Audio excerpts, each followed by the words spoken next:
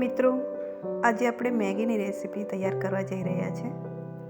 તો સૌપ્રથમ ડુંગળી, લીલા મરચાં, ધાણા અને મેગીના પેકેટ લઈ લીધા છે. આપણે ડુંગળી અને મરચાંને સમારીને મૂકી દીધા છે. હવે ગેસ ચાલુ કરીને તેના પર આપણે એક કઢાઈમાં તેલ ગરમ કરીશું.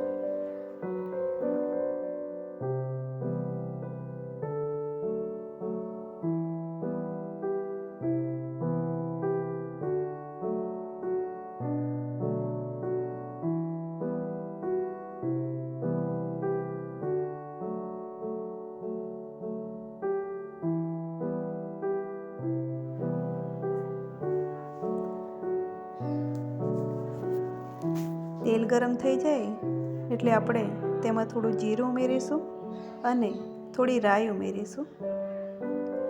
રાઈ અને જીરું જેવું ગરમ થશે એટલે ફૂટવા લાગશે. ત્યારબાદ આપણે તેમાં લીલા મરચાં ઉમેરીશું.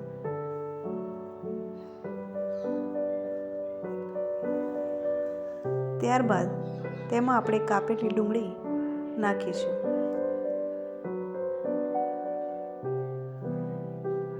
ડુંગળી અને મરચાંને હલાવતા રહેવું.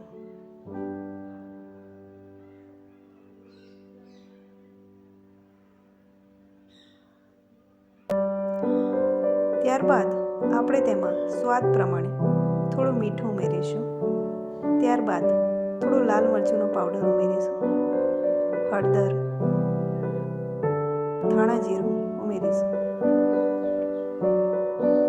ત્યારબાદ બધો મસાલો એક થઈ જાય તેમ આપણે તેને હલાવી દઈશું. ધીમા ગેસ પર આપણે તેને ચડવા દઈશું અને થોડું ચડી જાય એટલે આપણે તેમાં થોડું પાણી ઉમેરી દઈશું અને હલાવી દઈશું. પાણીમાં એક ઉબાલ આવે ત્યાં સુધી આપણે મેગીના પેકેટમાં જે મસાલો આવે છે એ તોડીને નાખીશું.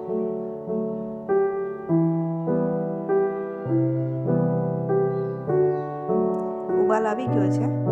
હવે આપણે તેમાં મેગીનું જે પેકેટ આવે છે મસાલાનું એ તોડીને તેમાં નાખીશું. ત્યારબાદ આપણે હલાવી દઈશું પાણીને. મસાલાવાળું પાણી થઈ જાય ત્યારબાદ આપણે તેમાં મેગી ઉમેરી દેવાનું છે.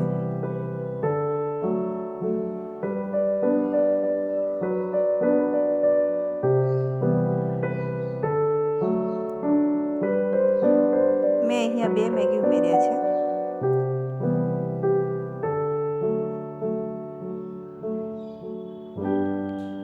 મેગીને મીડિયમ ફ્લેમ પર તમે ગરમ કરી શકો છો. તેમાંથી થોડું પાણી ભરી જાય ત્યાં સુધી એને હલાવતા રહેવું. ત્યારબાદ મેં એમાં લીલા ધાણા ઉમેર્યા છે